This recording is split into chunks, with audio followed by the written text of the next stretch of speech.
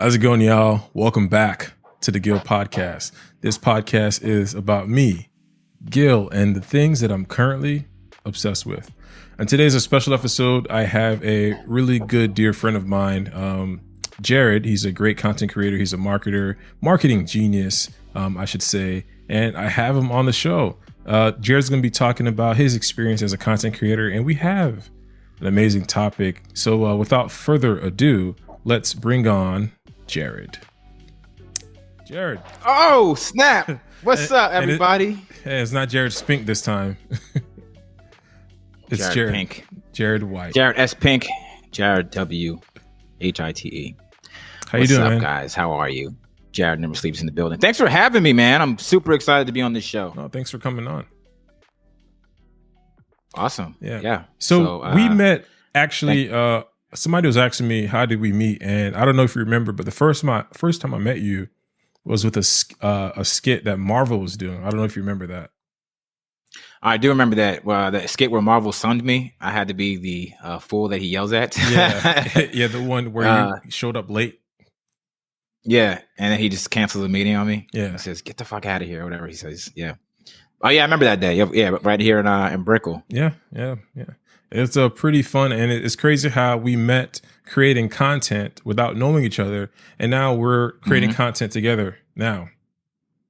Yeah, it's all come full circle. I think it's probably about, what, was that 2020 or is that last year? That had to be 2020. All the years kind of merged together now. It was like before COVID and then after COVID.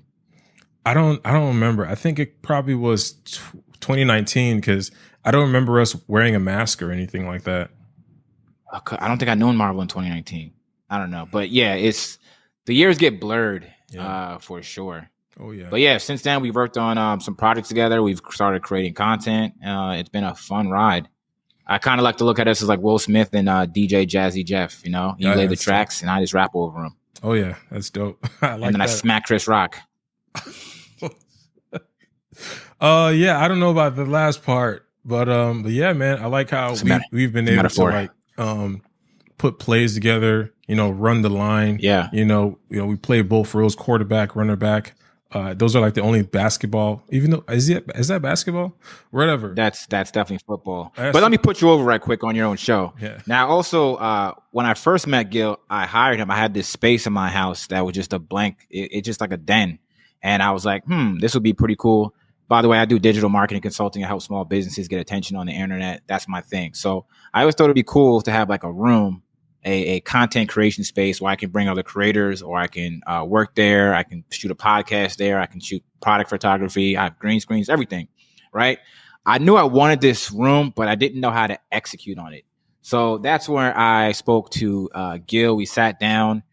We broke down everything I needed. We put everything in an Amazon cart. I purchased everything. I purchased my camera because of Gil. And it's been a phenomenal experience. The room looks great. I was able to make more money with my craft because of the information and knowledge he gave me. So if you're looking to consultations, or if you're looking for that information, Gil's definitely your guy. He'll put you in good hands, like Allstate. So, yeah. Damn, appreciate that, bro. This podcast is sponsored by Gil Services. This podcast is sponsored by Gil Services. If you need content-related solutions, he's the guy. Yeah, man. It's funny how not funny, but it's pretty dope how we've been able to work together and content be like the centerpiece. Let it be marketing, facilitating services for your businesses, podcasting, and just growing all together. It's when I tell people that you can make money doing content creation, they don't believe me. And it's like, it's sad. And I know a lot of people who want to start creating content, but they think that it's really hard, but it's really not. It's really not. So here's the funny part. And I think this is what people are not, what they're failing to realize about now, about 2022, is that you can literally make money doing literally everything and anything. So for example, I want you to take a quick glance around the room, right? Go ahead. Take a quick glance around your room. Now, can you find one thing in your house that is not a product? Go ahead. I dare you to try to find one. Try to find something that's not a product. Exactly. You know, the funny thing somebody would say is air.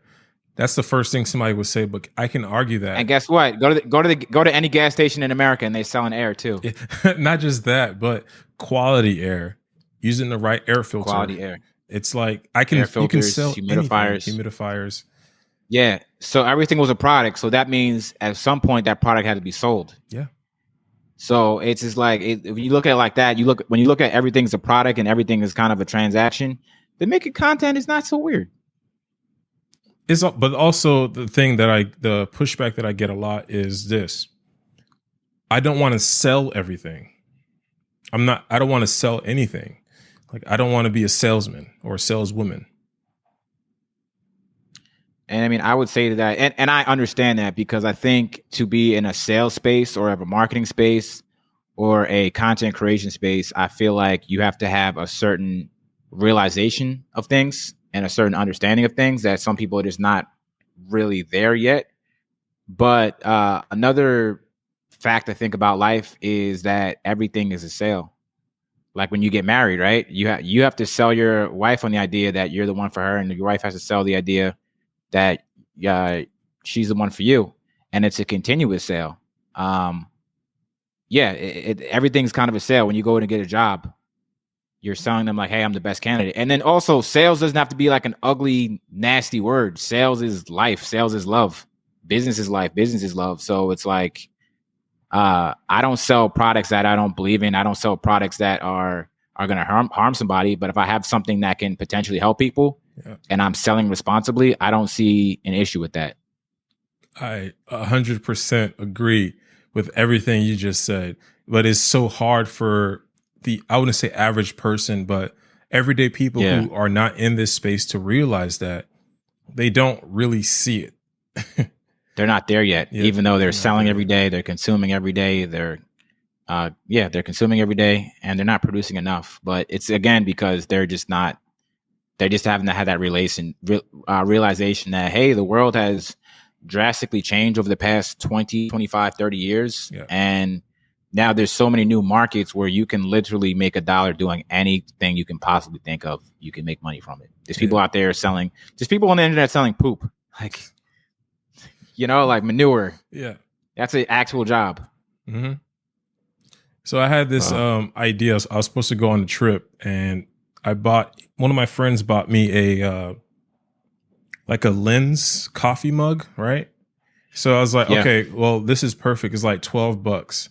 And what I plan to do with it is go on the trip, shoot a scene where I take it out a camera bag and say, this is I always have to pack my favorite lens. And then I take it, and it's like a fresh Folgers cup of coffee in there. So I always got to pack my favorite lens no matter where I go. And that's what I planned on doing. So I got in my mindset, okay, I'm already affiliated with this matcha company, Matcha Bar. So when I do it, I'm going to tag them, put my coupon code, put the affiliate link for the lens. And then this is this is a real life experience, because I'm traveling. I'm taking my camera and my lenses, but also my favorite lens. My lens that's also a coffee cup / matcha cup. I like matcha. I like coffee. And with that mindset is I'm selling things that I'm already going to do. So it's not like I'm selling you this fake cup that I don't use, and I'm not selling you fake matcha that I don't drink. I love matcha. So that's why I'm selling it. So for the average person, it's hard for them to realize that everything you're doing can be monetized. And it sounds disgusting, but believe me, I just want to share this love that I have for this particular thing, which is content creating, coffee, matcha. And here's a quick ad. Hey, here's my favorite cup. Simple and clean. So maybe we have to, I guess for people to understand, maybe we have to erase the word sales, and then we can replace it with, I get paid to spread awareness about a product or service that I love. That's too long, bro. I can't. How can I condense it? I can. How is that? Hey, yo, what the? But all right, because selling is an ugly word, but spreading awareness is just like, hey, spreading, like even like my meal prep company. I am a busy person. I know I'm not great at cooking. I don't want to be cleaning because it takes time. I don't want to be having to think about what meals I want to cook because that's annoying. So I hired a meal prep company that does all that for me.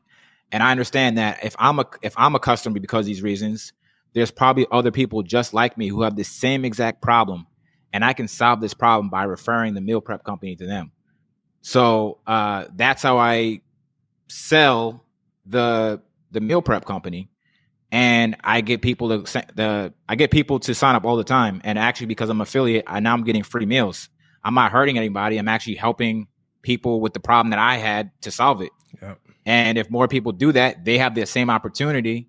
So it's a win-win because the person gets their problem solved, the company gets to grow, and they get rewarded for having a great service, and I get free meals. So it's like, I think that's all good business all around. Yeah.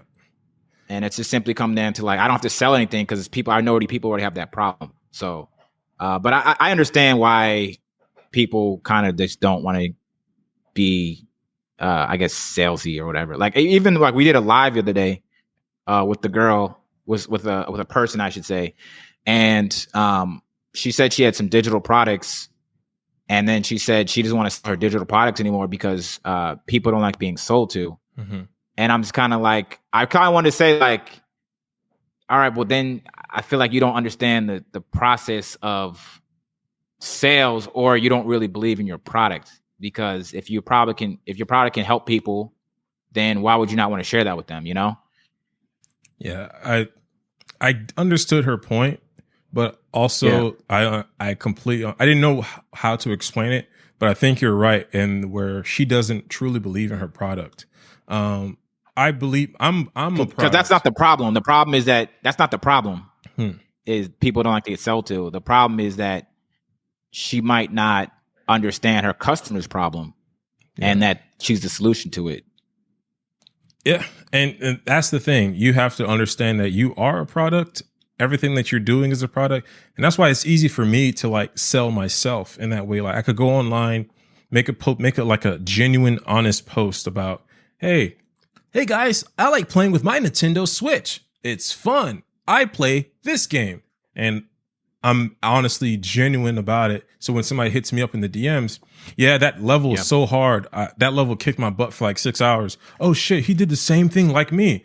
I'm gonna check that. I'm gonna check out this guy. I'm gonna check out what other things he might promote. They might not buy this product, but they're now not sold. I don't want to say sold, but now they're they're in the Gill funnel. They're in the Gill funnel for sure. And it's like if they have somebody who mentions anything about content creation, who might need a photo shoot, who might need help understanding a podcast, oh, that guy, Gill, that Gill guy can help you out. He's really dope. Yeah. He does like consultations. He does Instagram lives every Monday with his guy named Jared. Oh, that guy. I know that guy. Let me hit them up. And it's a funnel. They I wouldn't say they fall right in, but if they're looking for this particular type of solution, which is content creation tools and marketing advice, and they'll fall right in. That's if they're looking for that. And these are the customers that I'm attracting with my lifestyle and my post, my Instagram stories. It's always, let's just chill. We're vibing. We're having fun. But we're also conducting business. So if you need this particular type of service in this type of environment, I'm that guy for that project. If you're looking for some corporate structural, I'm not really that type of person. But I have the people who can help you find that if that's what you're looking for. And that's what I want to be. I wouldn't say the middleman, but I want to be the person for all of your content creator solutions. If you need me for this, come by. And I can also help you find the right person too. So what I find interesting is that we live in a realm where life costs money. Mm-hmm. Nothing is free. We have inflation. We have people with families. Oh, that was pretty cool. We have inflation. I just saw it on CSNBC that 58. Mine doesn't do that. 58% of Americans. Yes, that. Americans are what? Thanks, Satan. 58% of Americans are living paycheck to paycheck. It's so sad, bro. Which tells me if people are living paycheck to paycheck, that means they need more paychecks. So I have a but sorry but to cut the thing you is that on the Guild podcast. No, but which is also a very interesting phrase. Sorry to cut you off as I cut you off. Like I can't do that while I'm driving. Sorry to cut you off and then just cut the person off. But go ahead. No, I just wanted to get this point out. I have a client that I was doing a consultation with like a week ago, and he stressed to me that he wants to make more money. He's working full time and his job isn't cutting it.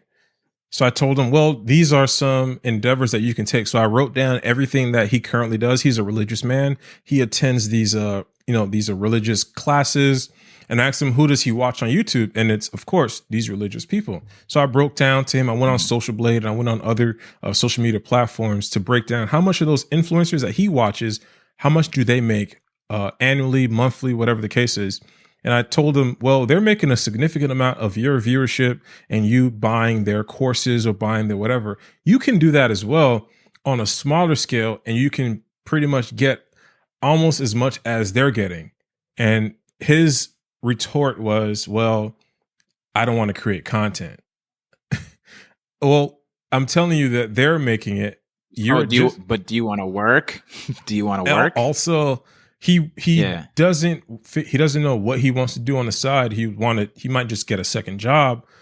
But I told him you can quite literally do the content thing without showing your face, without having your voice. You don't have to create a podcast. You can create a blog post. You can create an email newsletter every Monday, your favorite Bible verse.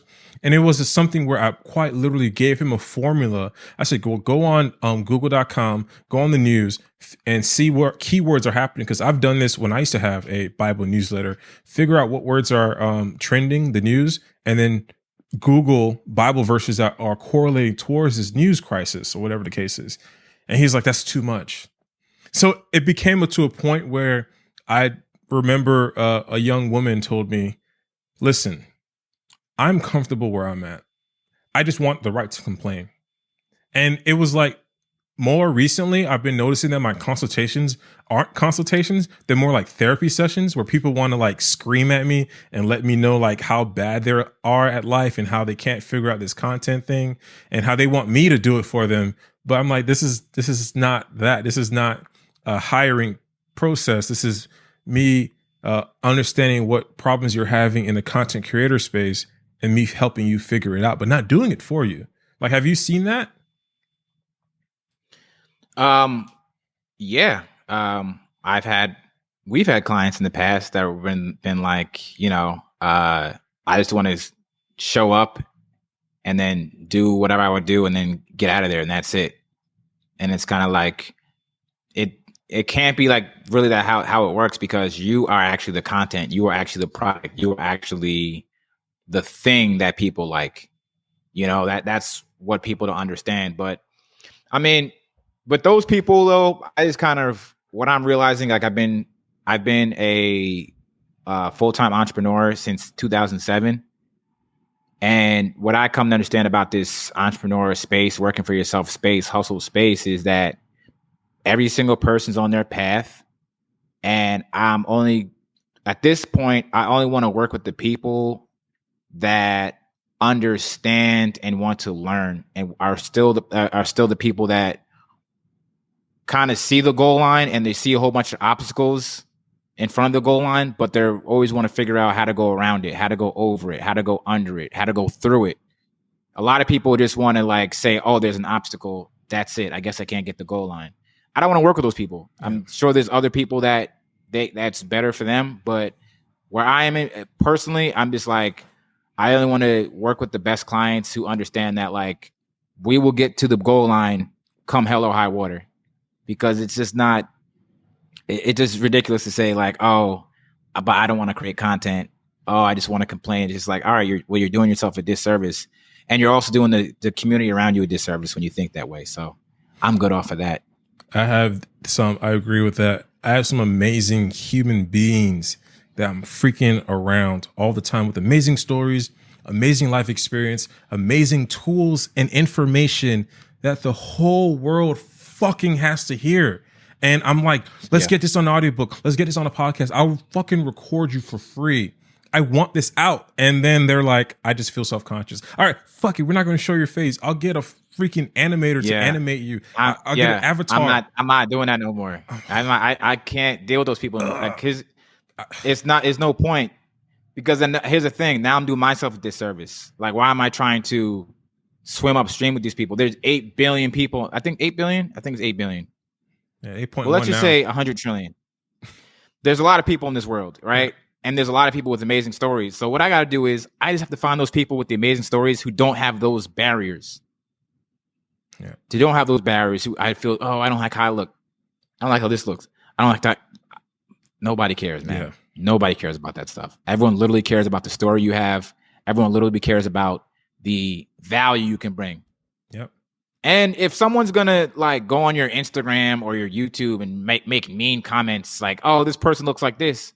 All right. Like, who are these people anyway? Like, you know how miserable you have to be to take time out of your day and write something mean on someone's page? It sucks, by the way. It really does suck. But still, that's life. I don't get any of that. I so bad want people to say mean stuff to me. I want it so bad. I got a YouTube comment where some guy said, why am I using that dumb flash? I obviously don't know what I'm doing. Wow, that sucks. He's mean. Yeah. But I'm like, you know what? His life probably sucks. And then I went on his Instagram because he has his Instagram and I'm miserable and sad. And like, damn, his life is horrible. And he went on my YouTube channel. He took the time. Yeah, he took the time because he has plenty of time. I don't. So yeah. I don't have time to but guys, if you're watching this, please, Jared never sleeps. Please give me mean comments. I'm waiting for them. Dude, I want you them don't so want bad. it, man. I've gotten mean comments on my old Instagram, my podcast Instagram, telling me I want it. Why are you on the internet? I'm like, oh my God, it's horrible. People are mean. There's this guy. But the funny part is, like, you're the only person that remembers that. The guy who wrote it doesn't even remember that. I remember every bad comment. There's no way he remembers it. They don't. Huh? I remember almost every bad comment. Like, it's just so bad. For no reason. I just carry that. Send me mean comments. Yeah. Please.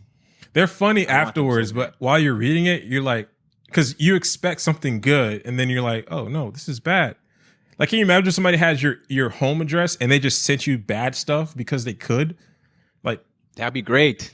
It's so bad. Because you open it like, oh, because this is might be a check. The thing is that, like, so Carmelo Anthony, I'm a big basketball guy. Shout out to Carmelo Anthony. He's one of my favorite players because he went to the Knicks when nobody else would. But I remember him saying that he said that whether a fan cheers him or boos him, he doesn't care at all. Because, like, who are these people to cheer me or boo me? Like, he's in the gym 8 hours a day shooting jump shots and running and working out and watching tape and playing against the best players in the world and talking about basketball theory and the best way to do things. And these people who boo and cheer them, they're at home and they eat popcorn and they, like, they can't have an opinion on his craft. So I look the same exact thing. Like, whether people kind of cheer or boo me, the praise is great, but like, I actually do this craft. So it like actually some girl DM'd me yesterday. She like said, something about one of the captions on my videos, like, this is the worst caption I ever seen. Yeah, I get that. And I text her back. I said, let me see yours.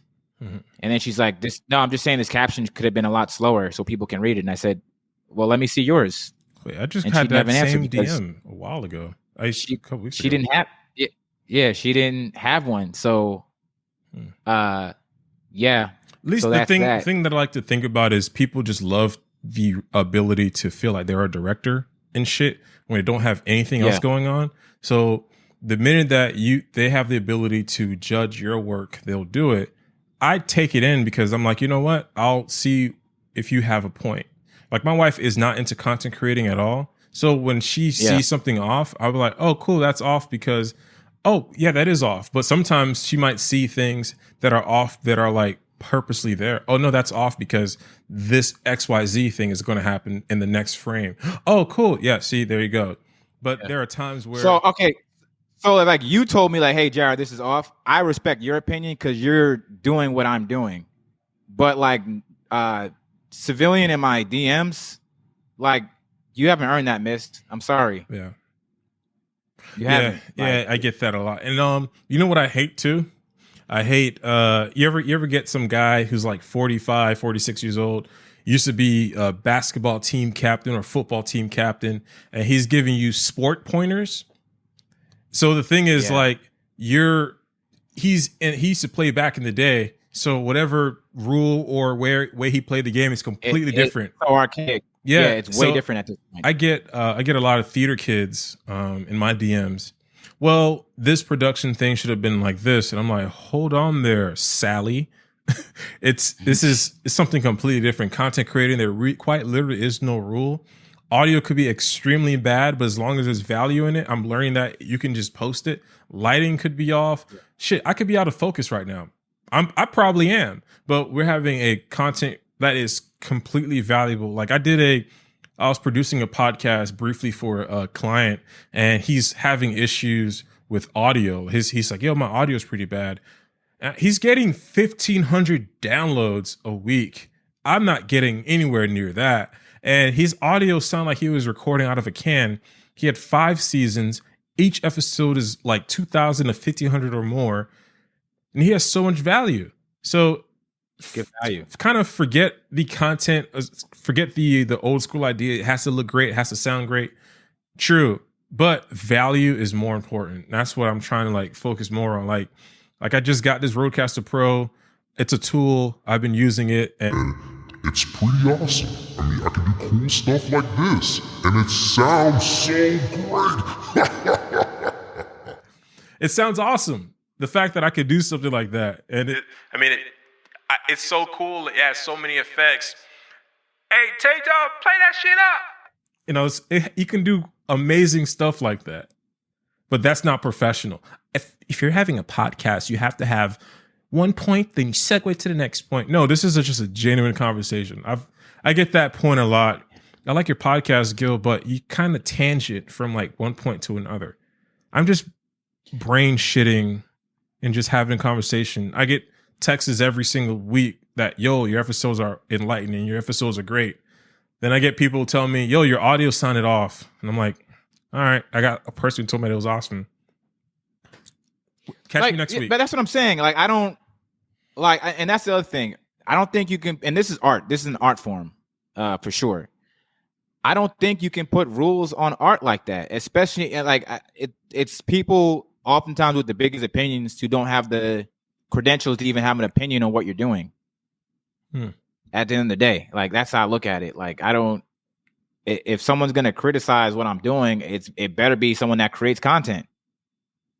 That's how I look at it. Yeah. I can't, you know what I mean? Like that's just how I look at it. No, I completely agree. The biggest thing that I hate is my clients who have never created content and they watch somebody like, they'll watch a podcast like The Pivot or I Am Athlete. I want my videos just like that. It's like, well, we can rent cameras like that. We can rent a cinema camera. Pay for it. Yeah. We can get it. Yeah. This is how much it's going to be. What? We can do it. Hold on. That's that much. I'm like, yeah, we can get that done. It just costs this. Like, and you're not going to pay me that. You're not. So yeah, what are we even talking about? Yeah. Like these clients want me to be full time, editing their stuff, photos and video, but they're not paying me for that. They got to pay for that. Content costs. Content costs a lot. But I mean, but that also comes down to managing the client. That's important. And one huge lesson I learned this year was like, as far as clients go, like you're the expert. They're paying you to do a job, do a task. And a lot of times they don't know what they want, or they don't know how things should work, or they don't understand like they don't understand the business. So you have to really like not bend your own rules because you've done the process a lot more than they have, and they don't really know what the process is. So it's like, I don't think anyone should really bend their rules on anything, because rules are for a reason, and like you just have to trust that you're the expert and you know what you're doing. We're the expert. We are not going to bend our rules. Nicely said. No rule bending this year. Yeah. The next 5 months. No more rule bending. No rule bending. I'm a habitual rule not breaker. Yeah, I like to stick to rules. They're there for a reason. And photography, content creating, they have rules with the science of lighting, the science of audio production. So why not? Why shouldn't there be rules in how we conduct ourselves around our clients? Or, there should be rules for that. How we communicate, how they communicate with us, how we end up working with them. So I feel like we have to be able to know we're the masters in this space. We know what's better. But if the client does have a suggestion, I'm going to kindly, hey, well, the lighting is there for that reason. Well, I don't like it in my face. It's too bright. Well, can't get it to look cinematic if it's dark, Or if we don't have the right camera because the budget is too low, then we're not going to look like I Am Athlete. Hold that thought. I'm going to charge my computer. Mm-hmm. We're going to take a quick commercial break. Hey, y'all. Hope y'all having a great one. I just wanted to let y'all know that consultations are open. So if you go to gildormius.com, you can book your consultation there. That's if you're having issues with your camera, your computer, if you're having issues editing your audio for your podcast, I can help you. So if you're having any issues at all with your content creating journey, let me know. Go to gildormius.com, book your session, and I'll see you on the other side. Peace. Hey guys, we're back! Welcome back to Did you really go to commercial break? Huh? Did you really go to commercial break? Yeah, I was doing some lo-fi robotic music. That is quite impressive. Yeah, the Rodecaster Pro 2. Oh, your mic. Good. Yeah. So I've gotten a lot of people to ask me, I need my podcast to look like this. I'm like, oh, cool. It's I'm Athlete, or it's Charlemagne's podcast, Brilliant Idiots, or it's Andrew Schultz's podcast. And I'm like, oh, and it's just always some cinematic interview, Oprah style. So this one person actually sent me the Joe Budden interview with Nicki Minaj. I'm like, okay, that's doable, but we need a space for that. We need the cameras. We need the crew. We need a switcher guy whose job is to switch. We need a camera operator. We need a production assistant. We need a whole fleet of people. And talking to my friends who are in this space, it's not a one man or one woman job. You need a team. And you need a team. And the thing is, what ends up fucking us up is that we kind of are lowering the rate.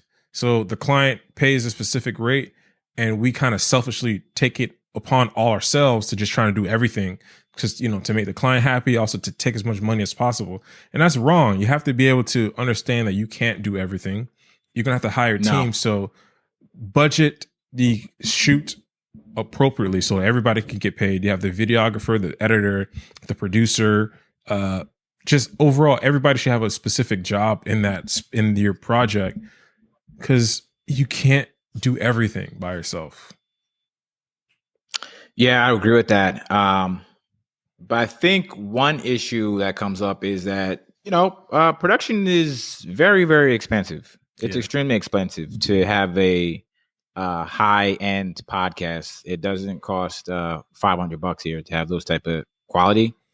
And most people can't afford the quality. Jesus. Yeah, most people can't afford the quality that they expect to have, great audio. Like even the microphones alone cost $400. Yeah, this is like $400 Shure mics, and then for a Shure mic. Yeah, I mean these mics are great. Like these Rode Pod mics, but you're not going to get the same sound. You can get an amazing sound with it, but you're not going to get the sound. You're not going to get the look.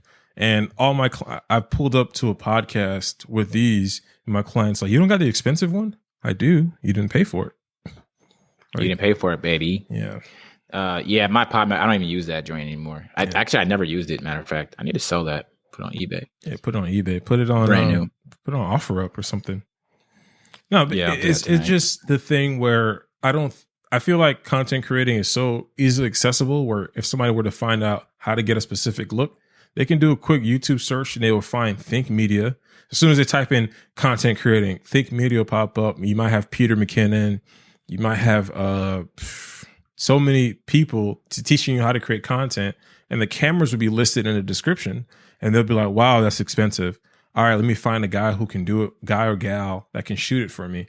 And then they charge you just as much as for the camera. And then, but the thing is, you're benefiting when that happens, simply because you have somebody who's a professional who understands the content creation game, who can create it for you and just facilitate that service. So you basically should just pay for what you want done, and it's going to cost. I'm sorry, like you pay $300 to shoot a podcast, you probably don't deserve to get like high level quality audio. Yeah. Well, I think that's why me personally, I don't think I want to produce or podcasts for for lack of a better term, like civilians. Like if you're not in this game, if you don't understand the principles of like how to scale and how to put shows together, then I don't think it's for you, because I mean, the average person is not going to really be able to like not even only afford the quality that they're looking for. If you want to have an I Am Athlete or like The Shop or any of those, like that stuff costs. And then the thing is that when they don't get the viewership that they're looking for, because those things do take time and they do take iterations and they do take tweaking, then they're not going to be happy anyway. So it's like, I guess the best thing to do is just aim for like clients that really understand the space and can execute on what's being asked. Because I mean, shooting 2 episodes or whatever for $300, like to be honest, they might as well do that themselves. They might as well take out their iPhone and try to get to X amount of episodes on the iPhone, get a little traction there, try to get some monetization, and then from there go ahead and hire experts after that. But the starting from scratch stuff, I just can't see anyone being successful because there's budget restrictions and there's knowledge restrictions. And right now, everybody is kind of privy to what looks and sounds good. So don't let that be a deterrent, but also understand that, okay, if you're just going to start from scratch with no marketing, no team behind you, understand that it might take some time, like Jared said, but it's doable. I think it's doable, but it's all up to you. Well, yeah, it's doable. That's what I'm saying. But like, as far as I'm just like I was saying, client expectations. I think that they probably should start off, if they're not going to really invest and look at this thing as a long-term business as they should, then start off with your iPhone, start recording some stuff, and then once you're ready, then move on to like the bigger boy cameras and audio and all that stuff. Because it's a long haul game.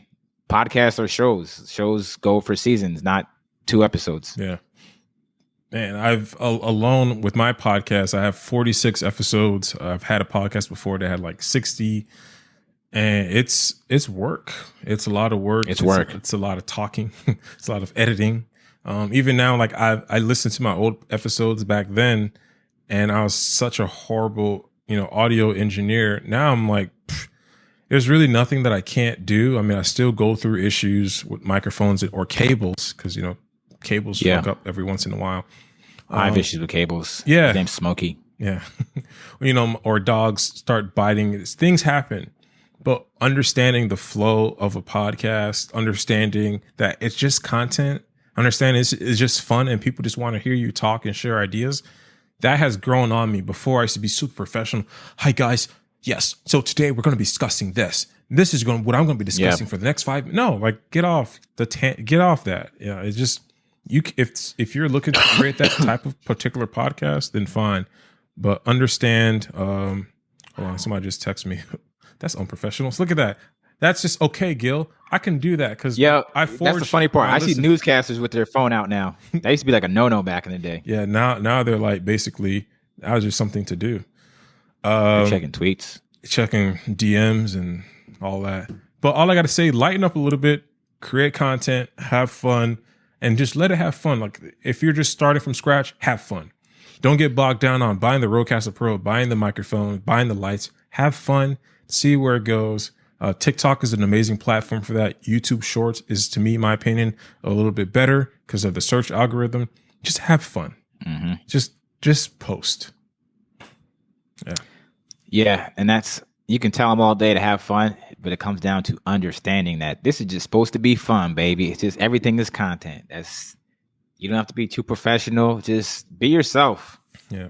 Be yourself, and then start showing up as your best self. That's what we started the conversation on. It was essentially like, you are the content. Like, you can be yourself. Like, I have so many people that I'm messaging throughout the day, throughout the week, where they're so confused on what niche to hop on to. Hop on yourself. You know, you're the content. Hey, yo. Jesus. No, man, not like that. Understand that you are the content.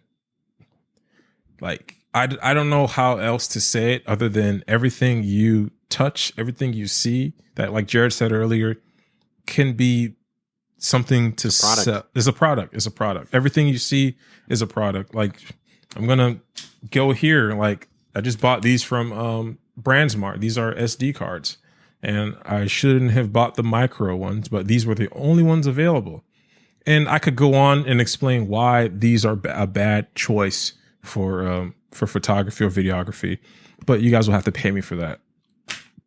Consultation. Because cloud ain't free. Yep, baby. Yeah, but it's just so much. I thought of this. I thought of this a couple nights ago. Because someone asked, what should someone that's trying to get into this space do? What's the first thing they should do? And I thought of actually a pretty smart exercise. The first thing you should do is you should write down like 10 companies that you love, that you would love to be a spokesperson for. I did this myself. So I wrote down like 10 companies. Then you just go to their website and you scroll all the way down and you type in affiliate. And you sign up to be an affiliate for their website. And the thing is that you already love the company and people are already purchasing their products. So why not start making videos? Hey, this is Jared Never Sleeps. I'm previewing the brand new iPhone 13. This is a great camera option I'm a content creator, so I love having the camera because when I don't want to haul around my A7S III, then I can use this on the fly. In fact, I had a shoot today that my camera's memory, my SD card ran out of memory, which I should probably buy your SD card that you just promoting. So I finished the shoot with my iPhone, and because it has that cinematic feature, it was almost just as good as my camera. So if you want to purchase this iPhone, you can click the link in my bio and go check it out.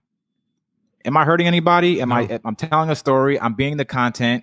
I'm telling how this iPhone helped me finish my shoot because I'm a content creator. So other people in that content creator space are naturally going to gravitate to what I said and want to purchase the phone. So I win, Apple wins, and they win because their problem is solved. Dude, do you know you can do that with any company that you love? There was a couple of years ago. You probably remember this. Remember there was the 10 best apps YouTube videos. Remember those? Yeah, they still have those videos. Those videos always go ham. List videos, they're called. Yeah, list videos. But people still do them. They not as much as they used to because Apple stopped giving commissions. So back then there was, if you list it it'll be like a list for maps.com or Granger app or Toys app. If you listed that on your description because you were an affiliate with Apple and somebody downloaded a free app, you got commission for it. The easiest affiliate marketing that everybody was making money off of. People had blogs. There's this guy named Rene Ritchie. He's a famous writer, reporter for Apple Tech and all that stuff. He had like 15, I don't want to quote, I think up to like 15 employees, writers that he was pretty much paying for off of this affiliate funds. And it was something remarkable where he was helping writers by just paying them to write about apps and review apps. And it was just something that I can always think about, that everything is sellable. An experience is sellable. Like people, I used to read. And that's the other thing too. That's the other thing. Everybody can do a testimonial. Everybody can do a review. That literally takes no skills. It takes no type of, do I need to look pretty?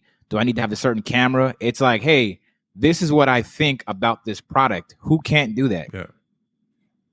You know, it's as simple as that. But the thing is, it sounds so sketchy. I was speaking of pod decks. Travis Brown of Poddex, I did a consultation with him a couple of years ago, and he explained this to me. He's like, affiliate marketing, get it paid from affiliate marketing. It's just free money. And it sounds, It's free money. Yeah, that's really what it is. And I know it sounds so scammy a little bit, but it's not. You're literally just, it's free because companies have a budget for advertising. They have that where they have to essentially pay influencers to promote their product. It's in there. So like Jared said earlier, go to your favorite company that you like to use and see if they have an affiliate program. Most of the time they do. And you already like the product, so it doesn't hurt to just sign up. It doesn't hurt anybody. You're telling people about some stuff they want to buy anyway. Yeah. Hey, I like these Jordans, guys. Do you like these Jordans? Yeah. Okay. You're going to buy them? Yeah. Okay, cool. That's it. Like, but you can't, no one's hurting this situation. You could bring the horse to the water, but you can't shove his head in the water to drink it. It's kind of, I think that's what it is. That's what you can't sexually assault horses. Is what he's saying. We can't do that. This is not that podcast. That's the phrase. Yeah. But it could be. Someone's gonna steal our idea. Yeah, anything to plug? I have an Instagram course. You can go to jaredneversleeps.com where I'm teaching people basically how to generate leads for their small business or their affiliate marketing program via Instagram. And I dive kind of into like a little bit of editing, how you can make memes, what to post, how to post, when to post. And I've gotten great feedback from it. People are being helped. So that's what I'm working on. Of course, I'm running Never Sleeps Digital. We help small businesses get attention on the internet. You can check me out with that. And basically, I'm doing content creation, and we're building websites as well as paid media strategies. So like Facebook and Instagram ads. I'm sure everyone watching this have seen an Instagram ad before. We're the people that make those Instagram ads and run traffic to them, so you can get more visibility to your brand and hopefully make some more money to your business. So that's what I'm working on right now. Hey, great job on that Brookle cleaner ad. More recent one with the voiceover. That was spectacular. Oh, thank you. I've gotten actually a lot of feedback on that. And a quick little hack for you business owners out there. Testimonials is the best way to sell your business because like I can tell you how great I am, which I am, but it's just better off if somebody else tells how great I am because it doesn't seem like I'm trying to sell or bragging. It's just someone saying like, hey, use this service. So yeah, whatever business you have, like just tell a story through testimonials. That's the easiest way to get people to get involved in whatever you're selling. Okay. All right, bro. Thanks for coming on. For those of you, this is Jared. And we do a live stream on Instagram every Monday at 5. Or a Monday. Yeah, every Monday. Or a Monday. EST. Yeah. So, and I don't plan on missing this Monday. I don't care if it's 4th of July. It's 4th of July Monday. Yeah. Let me see. It is Monday. Yeah, we're going to be on. We might go live maybe Tuesday this week as well. I want to do this more often. So I don't know if you want to become a returning guest. We could do the Instagram live on Mondays and maybe a pre-podcast, if you will, on Saturday or Sunday. Pre-pod. Yeah, more content. I love it. Can we go live after this? You want to go phone charge on what IG or Insta? Oh, Insta. We can Insta it out. Okay. All right. I guess we go on Insta. All right. Thanks for coming on. All right, guys. Thank y'all so much for listening to the Gil podcast. Once again, I love you guys so much. And Jared. And Jared now. Jared and Gil podcast now. Jared and Gil podcast now. Spray paint it. If you guys want to support the show, there's links in the description where you can do that. We really appreciate you guys for listening, tuning in. Thank you so much. Comment down below. What did you enjoy? What were your greatest takeaways from this episode? And if you hated it, please DM Jared at Jared Never Sleeps. Please send me mean comments. I love them. I want them so much. Send him the mean comments. Thank y'all so much. Sincerely, the meanest comments. All right, y'all. Thank y'all so much for watching. Peace.